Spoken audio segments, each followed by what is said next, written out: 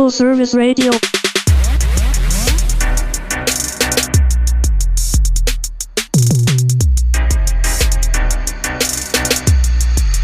Full Service Radio.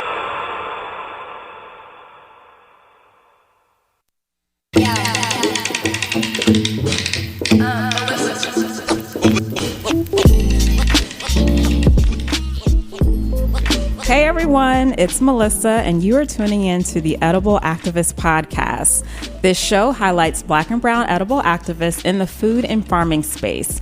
And no, not that kind of edible you're probably thinking about. We're talking about food activism, people, and stories that are bringing us back to the land. As the creator of Food Talks DC, I travel the DC area and beyond to document personal food journeys and perspectives from everyday people on topics related to health, culture, environment, food justice, and so much more. Every week, I will bring in a special guest to hear their personal food journey firsthand. We don't promote people, we tell stories and empower communities. So today on the show, I have a very special guest. Hey, girl. Hey. Myeasha Taylor, DC native, farmer, Morgan State alum. I had to throw that in there because you rep Morgan so hard. Morgan Bears for life. She prides herself as a Bmore club enthusiast, y'all. And a go-go enthusiast. I love it. Indeed. She is also known as your produce pusher on social media. I love that. I love that so much. And welcome to the show, Myeasha. I'm so happy to have you. Thanks. I'm happy to be here. I know this is like, I've been listening to the show. Yes, you have.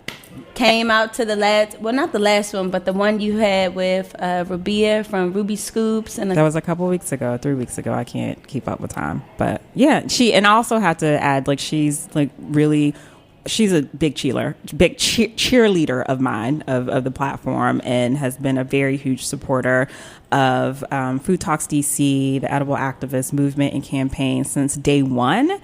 And I wish I could just replicate 10 of you. So I wish I could replicate those shirts in different colors. I would have had it on today, but I was like, you know what? I'm shocked that you're not wearing it, because you always, every time I always get these alerts on Instagram, and she's rocking her shirt everywhere, and I absolutely love it. I only have one, Melissa. That's okay. I'm gonna hook you up. So I met Myeasha over a year ago, and this is when I was doing a rooftop series at Uptop Acres, and I remember having a conversation with Myeasha, and she learned about my event through another homegirl of ours in the food space. Shout out to Jennifer.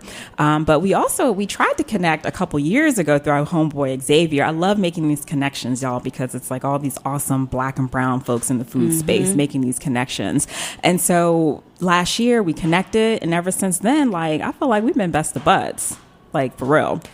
And you have been doing some really awesome work, and I definitely want the audience to learn about who Myeasha is, what your work is as a farmer, and what this work means to you in this space. You're a project manager, you are a food systems thinker, you're all those great things, but DC is your home. DC is your home. And I also had an opportunity to connect with Myeasha early in the year, who shared a very compelling story with me in regards to her food journey, which I thought was pretty amazing.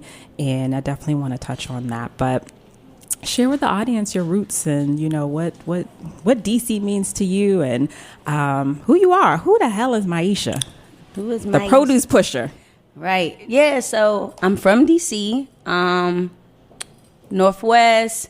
I like to say DC made me, Bmore raised me. I spent a lot of my adulthood in Baltimore.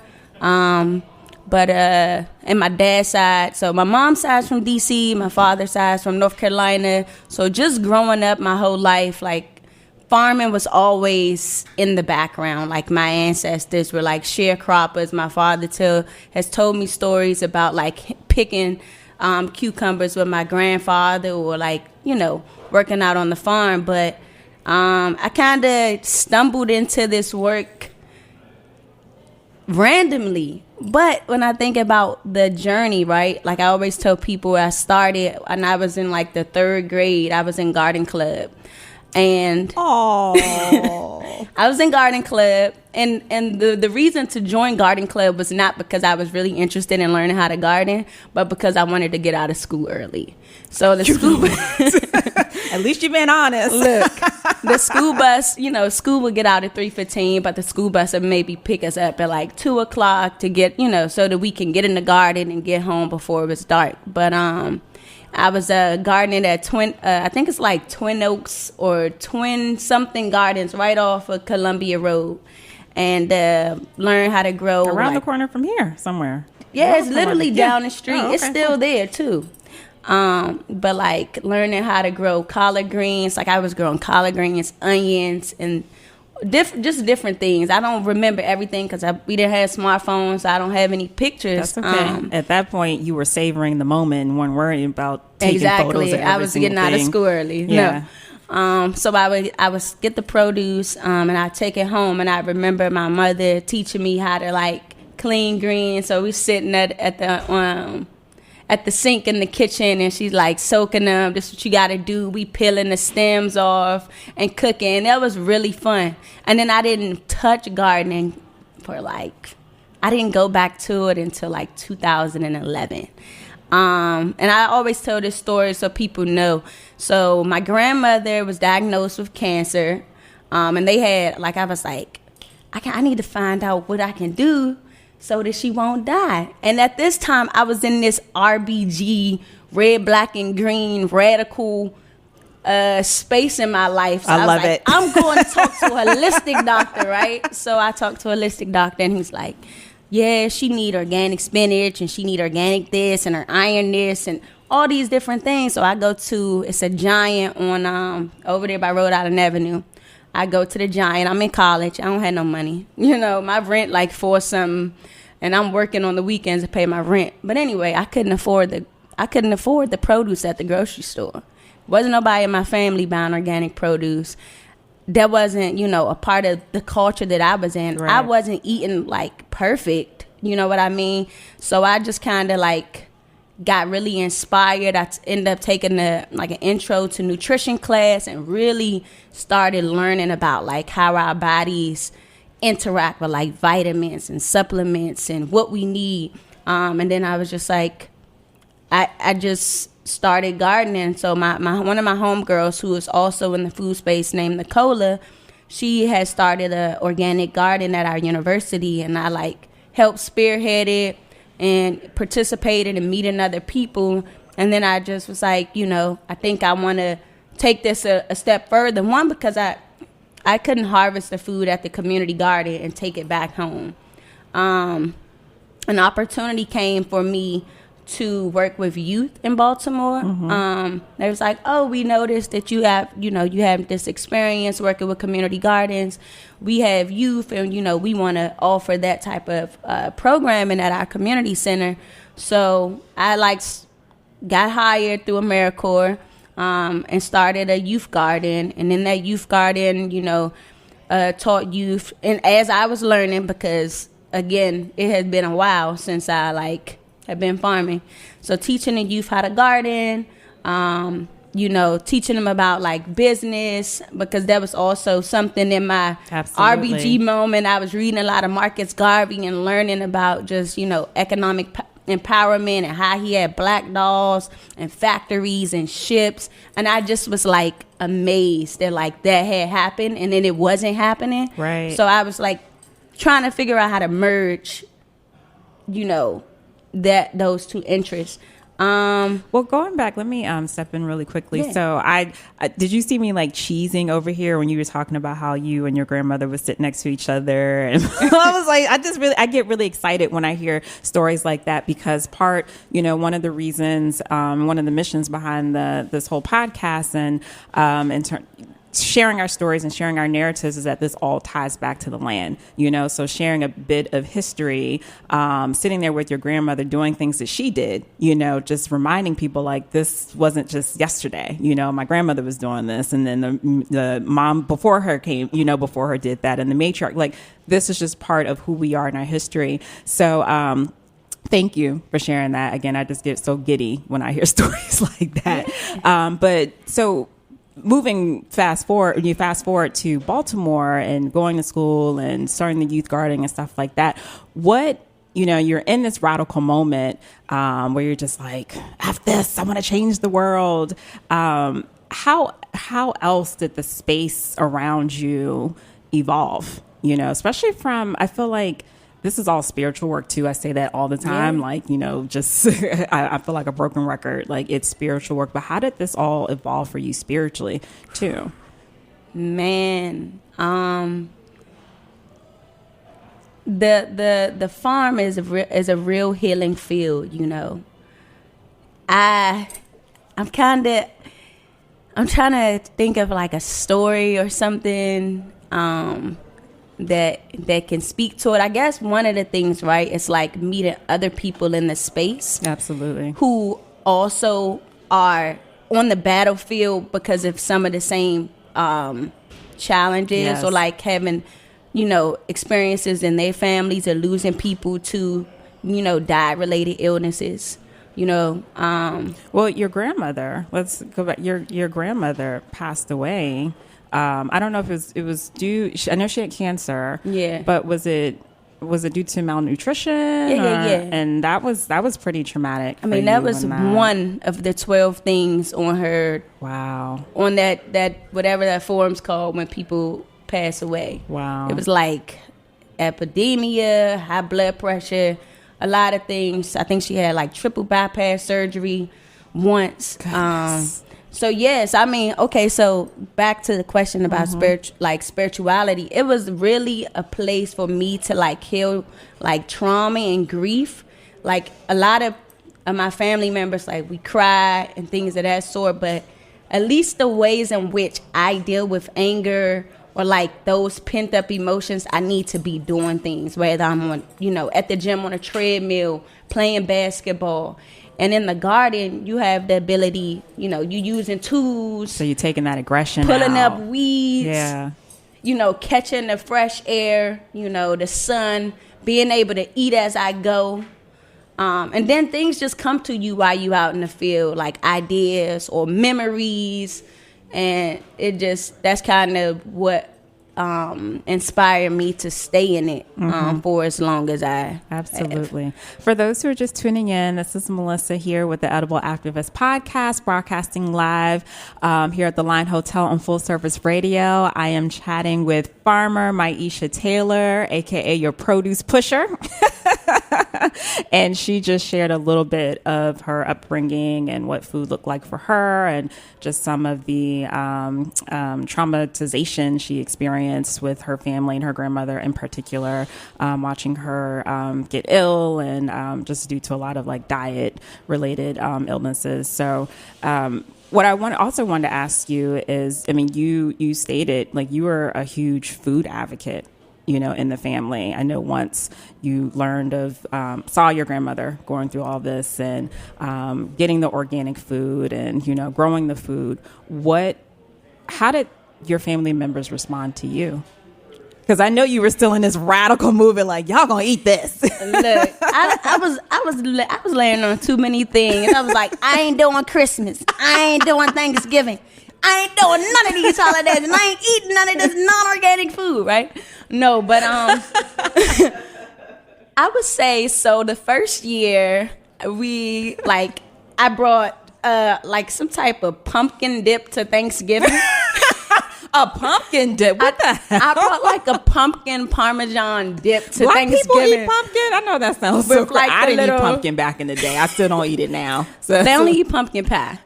Well, yes, exactly. So look, right? Because when I got into it, I'm like, all right, farm to table. So I brought pumpkin dip and cinnamon roasted pumpkin seeds.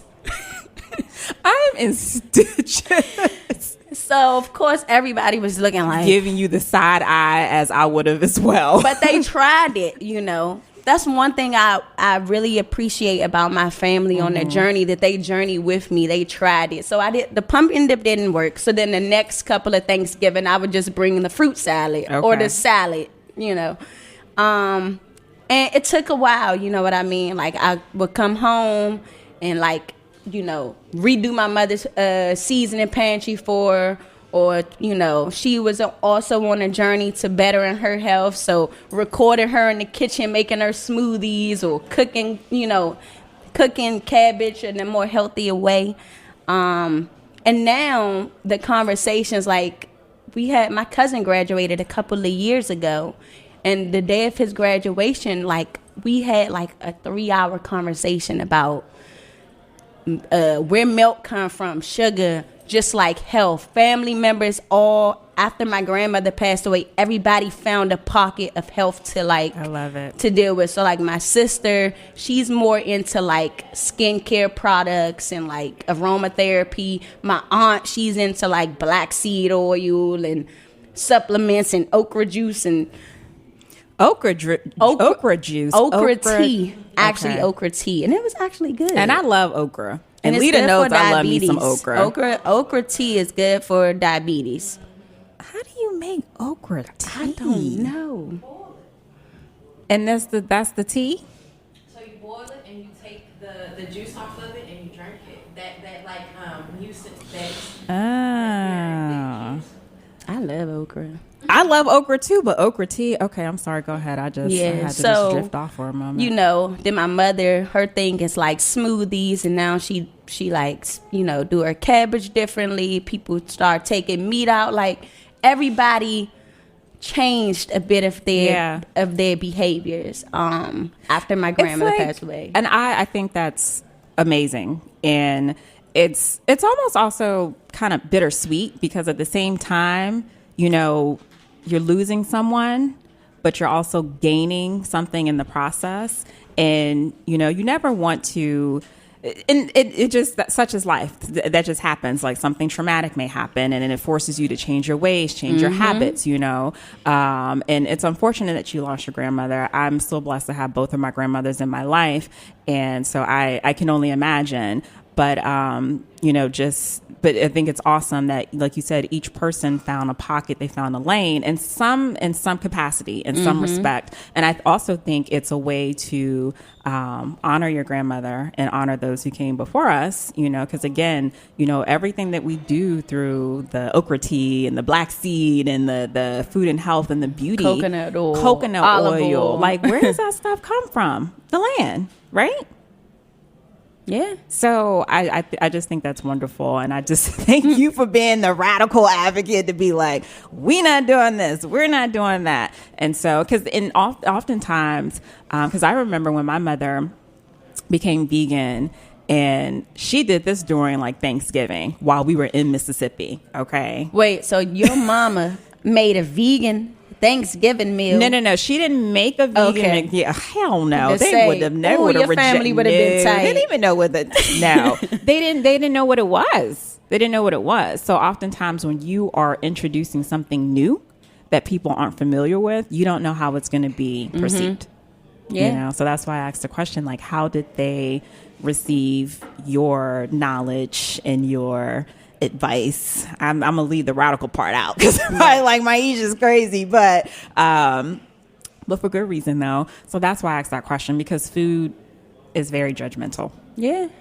And I think when I first started the journey, I was kind of aggressive with it, and then I just learned that, like, that's not how it's gonna work. Yeah, you know what I mean. So what ended up happening is, when I would go visit my mother or visit a family member, I would offer to, like, cook a dish, you know, and like show them ways of chopping or how to cook something that, you know, you still get the nutrients in it. You know what I mean?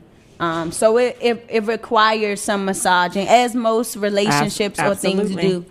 And now it's better. Like, people still call me, even though I'm not farming like full time anymore.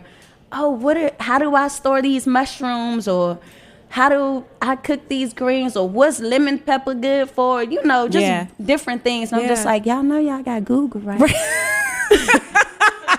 Like, you just called me and asked me. You just the produce pusher. How you can store your cabbage. Like, Google don't got the answer.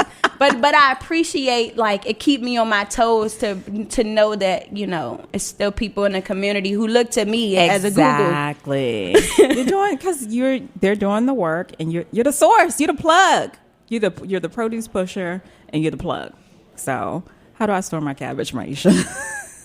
I store my cabbage. I was joking. I eat all my cabbage. I don't need to store it. Oh, you eat all your cabbage? Yeah. I mean, what's the little that's I'm not a big fan of the sidebar. I'm not a big fan of leftovers. I like to eat all my food. So I cook in small portions, but a cabbage is obviously big. So when I do have some cabbage left over, I just put it in the refrigerator after it cools down. You do not put hot food in the refrigerator while it's hot. Let it cool all the way down. Anyway, guys, Melissa here with the Edible Activist Podcast, broadcasting live at the Line Hotel here on Full Service Radio, chatting with Myeasha Taylor, your farmer and produce pusher. And we're actually we're going to get into the crux of some of the farm. She doesn't farm full time anymore, but she is still a farmer. I feel like you never let go of those skills. Attached. I'm still working within a space that has a farm. Yes, absolutely. So we're going to get more into that after our break, and we'll see you soon. I do that to fly. I do that. I do that to fly. I do that. I do that to fly. Shit. I just don't know why. I said I do that. I said I do that. I said I do that. I said I do that. I said I do that. I said I do that. I said I do that.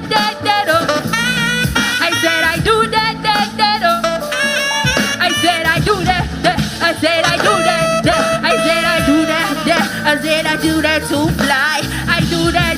And you're listening to the Nag Champa Art Ensemble and Jenna Camille from a recording at Songbird in 2016. For more, visit soundcloud.com/nagchampa. We'll be right back. I do that to fly. I do that. I said I do that to fly. I just don't know why. I get it.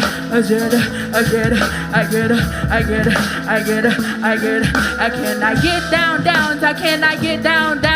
Can I get down? Can I get down? Can I get down? Can I get down? Can I get down? Can I get down? Can I get down?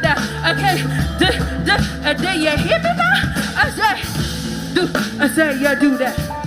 Can I get you to do that? Can I get you to do that? Can you do that? Can you do that? Can you do that? All right. Welcome back, everyone. This is Melissa Jones with the Edible Activist Podcast, broadcasting here at the Line Hotel DC on Full Service Radio. For those who are just tuning in, welcome. I've been here chatting with Myeasha Taylor, DC native farmer, aka your produce pusher. I have to say that. Your pusher. We couldn't play that, but I love it. Absolutely love it. So I have been sitting here chatting with Myeasha, just learning a little bit more, learning more about her upbringing, her roots in DC, and growing up with her family, and just learning about how she used to do gardening as a youth, like a little baby. I actually can't even picture that. That's so funny because I know Myeasha, guys, so that's why it seems so much more funnier to me. But anyway, Myeasha is a dope farmer, a dope friend, a really great supporter. I met her last year, and I'm just so happy that we're in this space together. And she has a lot of knowledge. So I definitely want to get into the crux of, her work as not only as a farmer, but just being in this food system space in general. She works for a local nonprofit here in DC, and she actually spearheaded a pretty awesome food entrepreneurial program this year that I was happy to be a part of. Yay! And the other thing is, today is Myeasha's birthday. If I could sing. Jack is awesome. It's my mama's birthday too. How am I like you? It's her birthday for real? Yeah, it's my mother's birthday. Are you serious? Yeah. Gosh. Yep. No wonder you're hilarious. I don't know. It's just something funny about that. I don't know. Myeasha, tell us a little bit. Let's get into this farming work. Let's talk more about. I know you went to Baltimore. You went to school in Baltimore. Mm-hmm. Shout out Morgan State. And you were out there for like 10 years. You just came back to the DC area. I spent a considerable amount of time in Baltimore, doing the community gardening, working at a local farm. Yeah. And then I was just like, it's so much more that I need to learn. And I ended up moving back home to DC for like 6 months. And I was like a school garden coordinator at Anacostia High School. I worked at a couple other high schools in the area, and then like maintained different community gardens in DC, and kind of got into the entrepreneurship side of not farming, but just in the food system space of like developing added value products using farm produce, working with youth. And then I was just so wait, let me pause real quick. So was it when you were in Baltimore, that's when you really jumped into farming? I know you started off doing you had a little bit of a green thumb growing up here in DC, but when you were in Baltimore, is that when the hardcore farming started? Yeah, it was not, I wasn't like a farmer. In my first stint in Baltimore, I was an educator. So I was a youth educator. I was working with high school youth, teaching them about farming, and still learning, as well as working with elementary school youth. So like doing field trips, cooking demos, things of that sort. And then from that experience, I learned, I was like, actually, I don't want to teach youth because youth don't really have the agency or the advocacy to purchase produce. So I was like, I want to go bigger. And that's when I moved back to DC because I didn't have a job. And I was like, I need to go home. Moved back to DC. And then from DC, I learned about an opportunity in North Carolina. So I spent almost a year in North Carolina working on a 33-acre certified organic farm. I didn't know that. Where in North Carolina? In Goldsboro. Oh, okay. Yeah. So down in Goldsboro, I was doing research projects on like strawberries, growing conventional versus organic strawberries, high tunnel research, trellising produce, learning how to drive tractors, working with pigs, cattle, goats, bees. Just, I was immersed in all farming in North Carolina. I want to drive a tractor. I almost... They had to take the tractor away from me. I know Myeasha personally. It's just hilarious to me. So crazy. What work did you do with pigs? Girl, I was cleaning up shit in pig pens. And I was scared. Yo, pigs are big. Yes, they are huge. I did not know they were big. What do you mean you didn't know? Too. No, my favorite part about North Carolina, I used to work in the dairy unit and the pasture unit, right? In the dairy unit, I was milking cows. So I need photos. I need receipts. I need receipts. You didn't know that? No. Yeah. I need receipts. Let me text Jennifer. I didn't know that. In the pasture farming, so when cows, they don't make milk.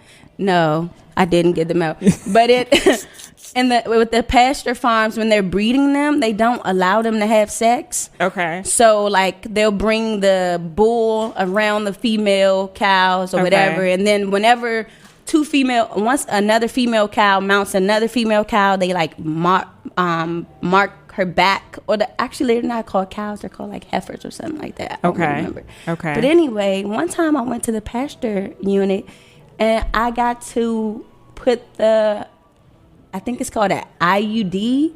I got to put the sperm in the female cow and give the cow a shot. Yeah.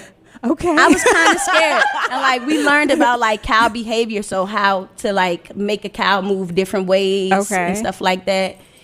It was wild. I need receipts. I gotta see this. I believe you. It's just hilarious as I didn't know that. Oh my gosh. That is all. So you were down there for almost a year. I was down there for a year. And then I moved back, and then where I was farming at in Baltimore was like, hey, we got this site and we're looking for a farm manager. So they, put the offer out, and then I moved back to Baltimore and I started that 2-acre urban farm where we grew figs, blackberries, raspberries, a lot of storage crops because the farm was it used to be a residential community where they knocked down a lot of the houses. So I spent at least the first 2 years just remediating the soil. And then working with community. So community, the other farm that my job had was kind of in a private park. You couldn't see it, but where I was, it was directly in the community, down the street from like a methadone clinic, like liquor stores, like everything. They was knocking down houses pretty much like every month or so while I was. What part of Baltimore is this? Northeast Baltimore. Northeast, okay. Yeah. So that's where I really was able to apply what I learned in North Carolina. You know, I didn't want to get on a tractor because when I was in North Carolina, I was scared to drive the tractor, but it was a part of the training that I had to go through. But I did like using the Grillo and the rototiller. That was always fun to walk behind all day.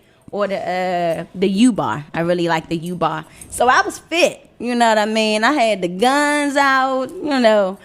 Okay, so for our next farm trip, I'm bringing Myeasha with us, okay? You're gonna travel with us. So did you ever stop and think, and even now, did you, especially while you were in North Carolina, did you ever stop and ask yourself, like, what does this all mean to me?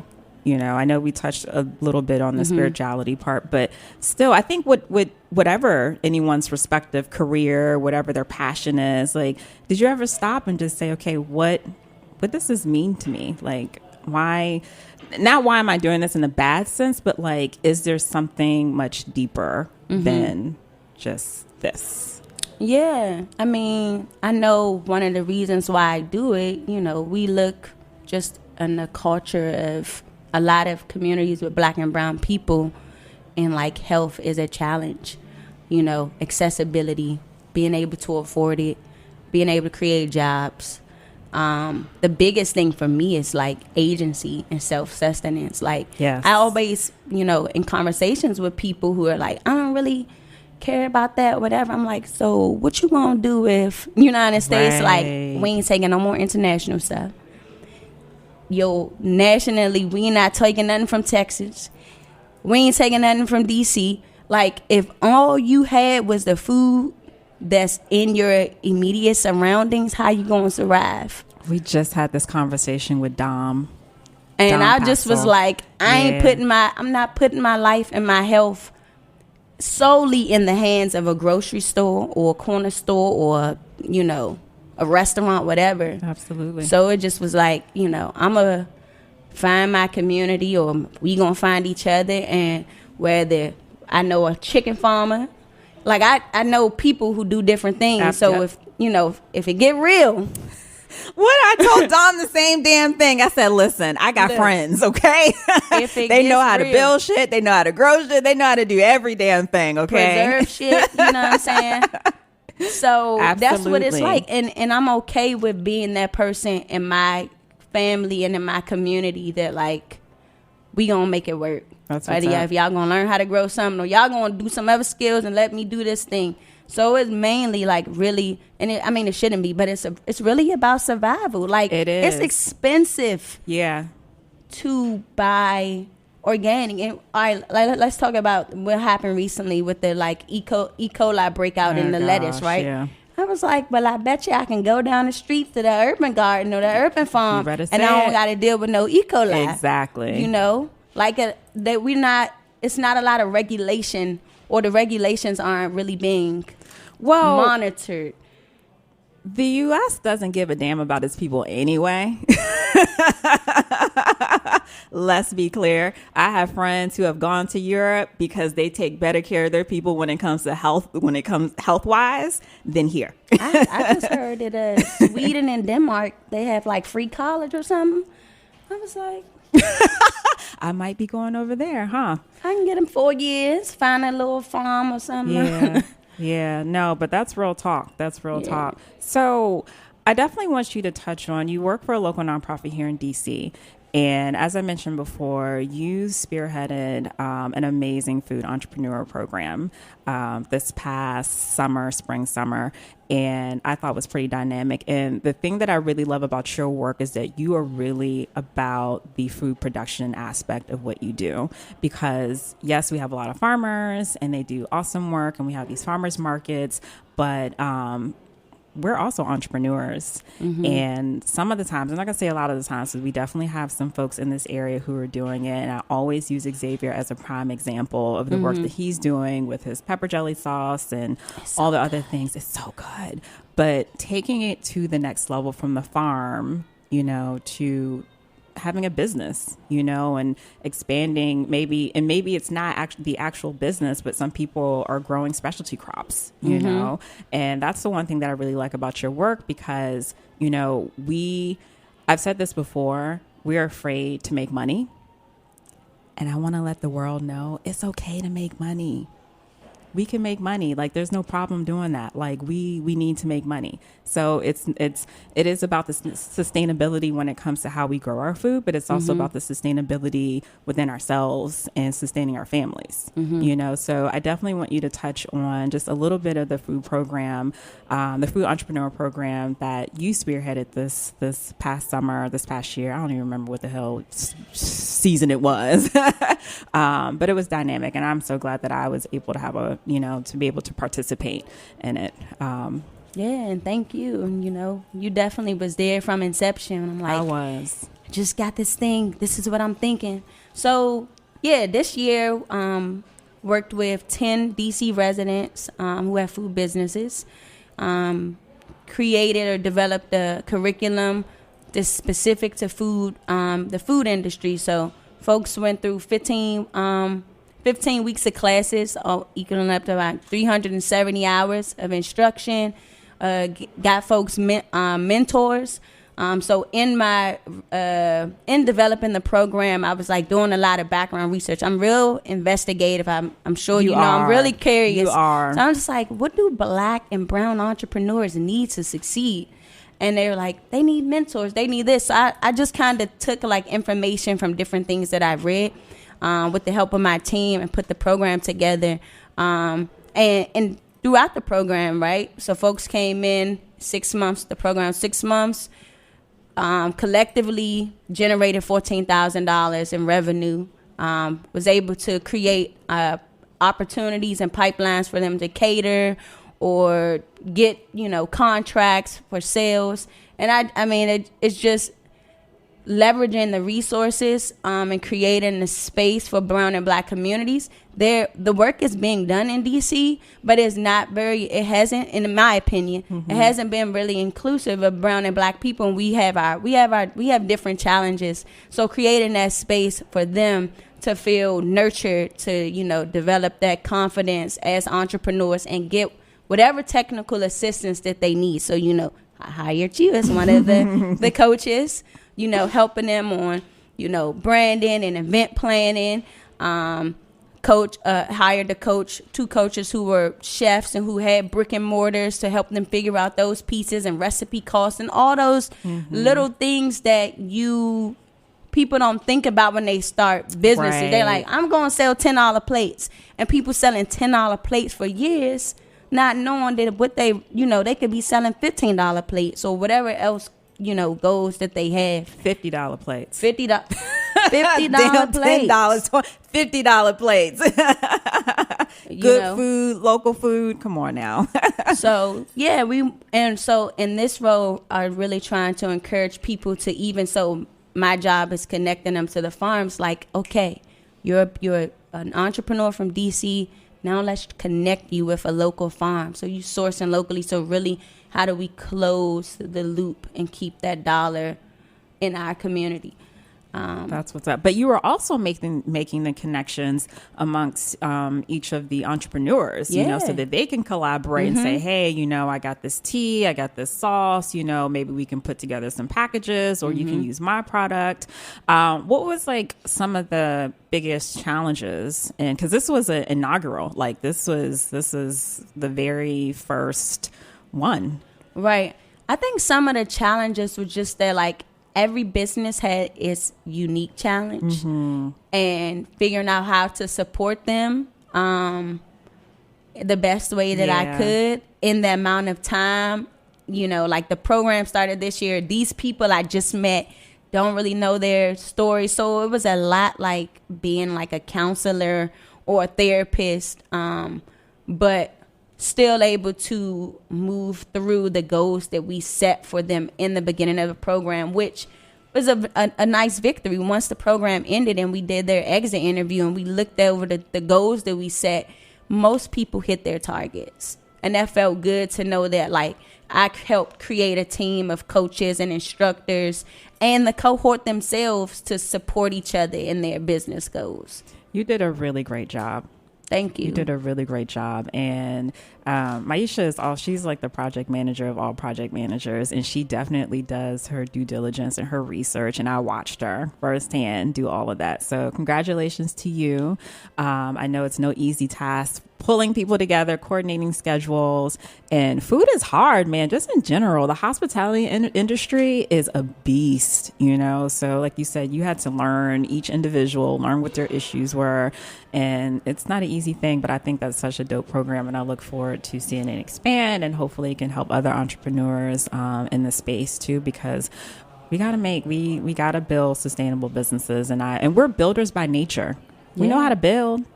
We do. That's not the problem. We can build. We've been building for years. But we have to learn how to build strategically. And in a way that's aligned with our spirits. Yes. That is so very important. So we are going to have another cohort next year. I'm in the process of fine-tuning it. Anybody's interested in like learning more about the work, just visit dreamingoutloud.org. Dreamingoutloud.org. Mm-hmm.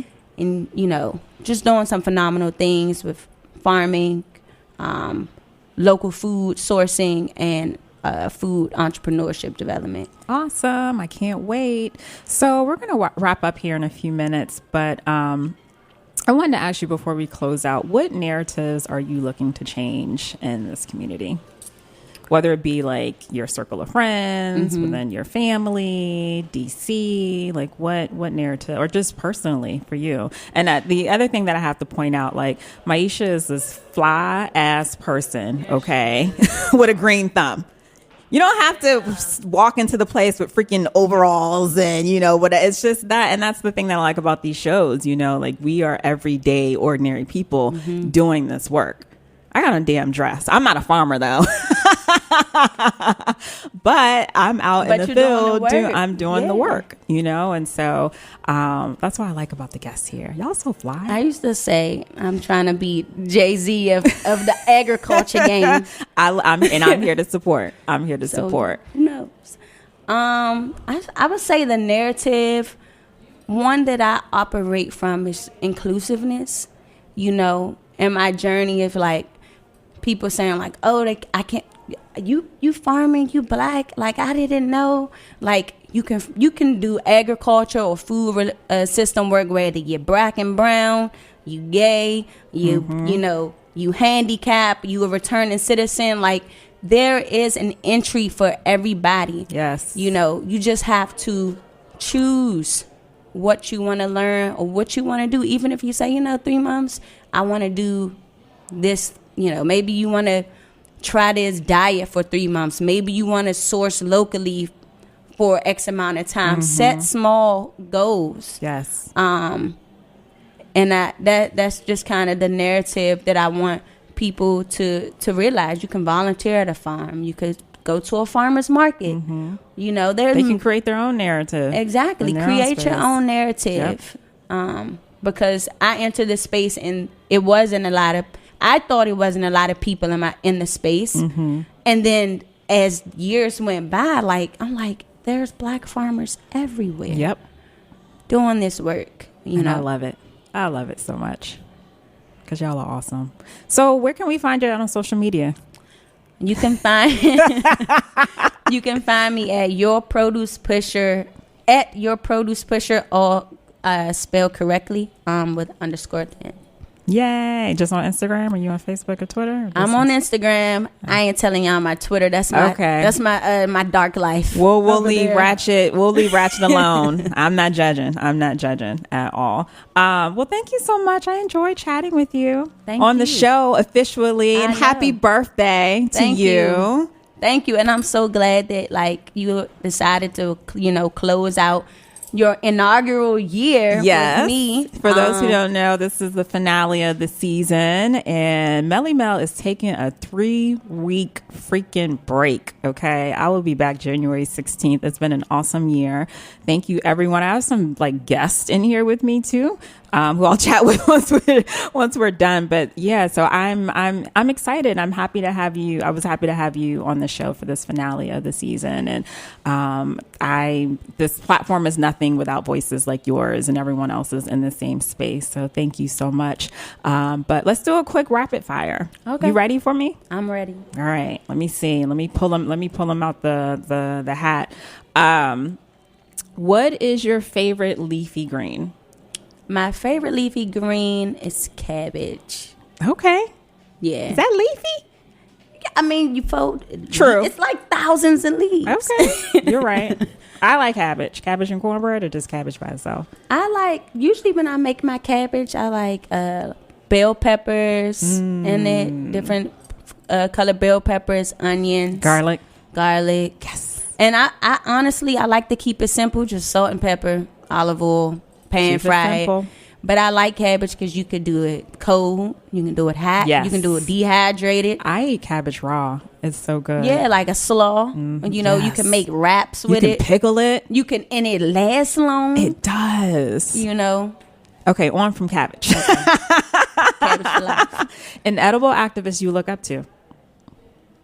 Edible actors I looked up to. My former business partner, Sasha Jones from Baltimore. Shout out Sasha Jones. We got the same last name. Like, this sister is hardworking. Like, even to this day, she has a full-time job where she's doing the work in the community.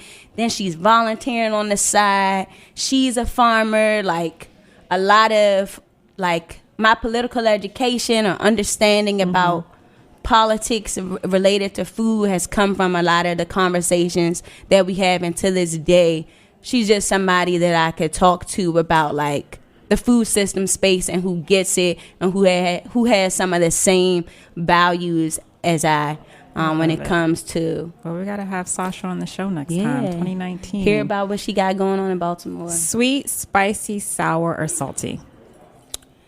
I'm a sweet and spicy mix. Okay. Yeah. Everybody gives me these mixtures every time I ask them, and that's all. It's all good. Yeah, it's sweet all and spicy mix. Okay. I really have a sugar addiction. Yeah. Everybody has a vice. Everybody has a vice. Okay. Favorite fruit? Kiwis. Cold kiwis. Cold. I could do cold or hot. No, golden. Gold. Like, have you had a golden kiwi? I haven't So had a golden good. kiwi, and I haven't had like a kiwi in a tropical place. Okay. I haven't either. I'm looking forward to it, but I love kiwis. One, you can eat the skin on them. Yes. I haven't. They last pretty long. They're They're green. They're pretty. They are beautiful. And they have more vitamin C than oranges. I didn't know that. Yeah. Okay, we'll talk more about that. And after they the have show. potassium. Like, they got a lot of like nutrients in them. Okay. Dropping knowledge. One way someone can channel their inner edible activism. One way. One way I would say you can channel it is, I'm going to go from where I kind of started, is starting to read the nutrition labels on your food. Facts. And whether you investigate what it is, like, does it have That's red? a good one, Myeasha. Red and blue dye. What's all of these OSEs? If it say it's sugar free, but then you still see OSE on the back, it ain't really sugar free. That's good. So just kind of thinking about that, looking at the sodium, the fat, That's good. You got to start from somewhere. You got to start from somewhere. Education, man. All right. Well, again, guys, this is finale for the season. I'll be back January 16th because I'm taking a break, 3 weeks, much needed. But thank you to all of my listeners who have supported this show. And I can't wait to come back in 2019 with like some freshness. Yeah. Are we going to have a season 2 launch party? Yeah, you're going to help me with it. All right. Thank you, everyone, for tuning in. We're here live on Full Service Radio every Wednesday at 11 a.m. And you can access each episode after it airs at fullserviceradio.org. Be sure to follow me at Food Talks DC on Instagram, Facebook, and Twitter. Are you an edible activist? If so, please come join me on the show. I would love to feature you. Send me a DM on Instagram, or you can email me at melissa@goodsoilevents.com. Thank you and have a wonderful day. Peace. Thanks for listening to this program on Full Service Radio, broadcasting and recording from the Line Hotel in Adams Morgan, Washington, D.C. Full Service Radio programming can be accessed live and archived on fullserviceradio.org. Our talk programming is available on most podcast apps like iTunes and Stitcher, and our DJ sets are available on mixcloud.com/fullserviceradio. Full Service Radio features over 30 weekly shows and over 50 local hosts covering every topic imaginable. If you want to be a guest or get involved, email us at info@fullserviceradio.org. Follow us on Twitter at FullServiceRDO, on Instagram and Facebook at Full Service Radio. Thanks for listening.